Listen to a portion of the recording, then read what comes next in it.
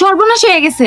কি হয়েছে? ওই যে জাকির আছে না, ওর বাহিনী লয়ে এসে বাদশা ভাইয়ের দোকান ভাঙচুর করে দিছে, আর বাদশা ভাইয়ের গায়েও হাত তুলছে। আমি মাত্র সবজি নিতে যাই আর শিবলু ভাইয়ের কাছ থেকে শুনে আইলাম। কি কস? এখনই তাড়াতাড়ি চল। আরে আর কই যাস? আমি যাই কোনো লাভ হইব না, ঠান্ডা মাথায় বস। হায় হায়, আমার জন্য মানুষটার কত কিছু সহ্য করতে হইতেছে।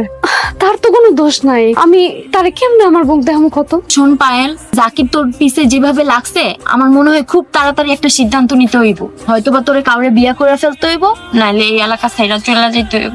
তুই এটি কি কইতেছস? আমি এখানে চাকরি করি না, আরেকটা এলাকায় গেলে আমি আরেকটা চাকরি কই পাবো? আমার কে চাকরি দিব? তুই কই। আর কইতেছস বিয়ার সাথে কথা। বিয়ার সাথে কি কইলেই করা যায়? সময়েরও তো দরকার আছে। শোন, তোর একটা কথা কইতে চাই। আমার মনে হয় কি জানোস, বাদশা ভাই তোর অনেক ভালোবাসে। যদি ভালোই না বাসতো, এত অপমানের পর তোরে কিচ্ছু কইলো না, হে মন খারাপও করলো না। আর একটা কথা কই, ছেলে হিসেবে কিন্তু বাদশা ভাই মানুষটা খারাপ না, তুই একবার ভাইবা দেখতে পারোস। আপনার এখানে ডাইকা আনছি, তার একটা কারণ আছে। কি কারণ?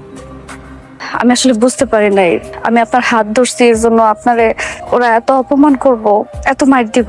আমার আসলে তখন আর কিছু করার ছিল না। জাকির অনেক খারাপ মানুষ। আমি যখন শুনছি আমার জন্য আপনার অনেক কিছু সহ্য করতে হয়েছে, খুব খারাপ লাগছে। আপনার তো আর কোনো দোষ ছিল না। এখানে আপনারও তো কোনো দোষ নাই। আপনি বিপদে পড়ে সাহায্য নিছেন, এটা তো দোষের কিছু না। আপনি অনেক ব্যথা পাইছেন না? সত্যি কথা কইতে জাকিরের মায়েরও ততটা কষ্ট পাই নাই যতটা কষ্ট পাইছি আপনি আমার হাত ধরে যখন পরক্ষণে ছেড়ে দিছে। মানে আমার মনে হইতেছিল আকাশটা আমার মাথার উপর ভাঙা পড়ব। তখন যদি হাতটা না ছাড়তাম তাহলে তো পরক্ষণে বুঝতেও পারতাম না। কি ভালোবাসি। কি কইলেন? আরেকবার কোন।